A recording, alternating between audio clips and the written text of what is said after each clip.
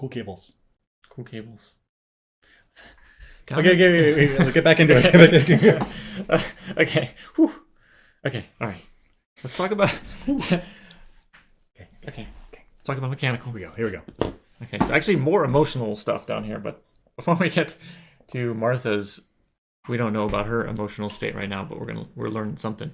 What's going on with these cables? Like, what the heck? Weird, right? I guess the more dangly they are and the more hanging down they are, they're more easily accessible via a ladder to maintain.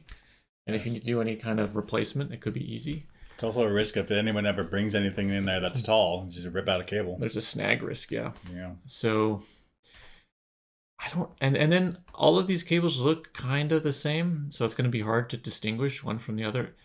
It gets the feeling of a lot of improvised fixes. Somebody needs to come in, I think, and need to clean this up. Maybe they need to start doing some winding so you have the slack, but without the snag risk. If somebody brings in a ladder, whoops, I ruined the whole silo. You need to do some cable management. Yeah.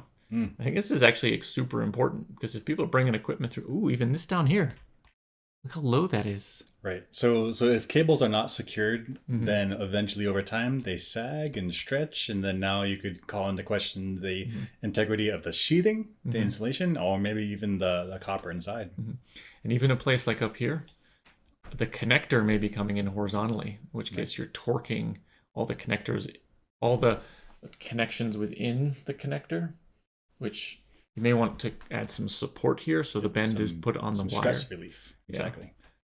So there's this, maybe it's low priority, but this could be an indicator that, stuff is really starting to degrade in the silo. On another note, Martha is struggling to get past the door. We can see her shoes here, and she's just stuck. Frozen, like panic attack frozen. I think that's exactly what's happening.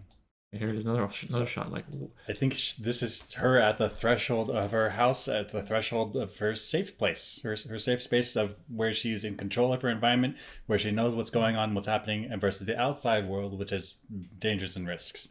Now, for everyday people, I think like going outside of the store is no big deal. But I suspect that she's developed some type of fear, some type of phobia. I had a buddy back in the day who walking around our college campus, he would have panic attacks. He would have panic attacks because he was in a big open space.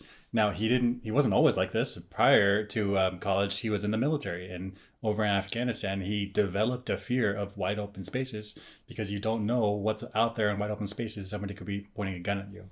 So in that respect, like he had developed agoraphobia of large open spaces. I suspect that something dramatic happened with Martha out in the rest of the silo, and so she's developed a fear of being outside in the silo, some type of phobia, which keeps her trapped inside her apartment. Yeah, we may learn what this is in future episodes, but man, it has had an impact on her. Heavy stuff.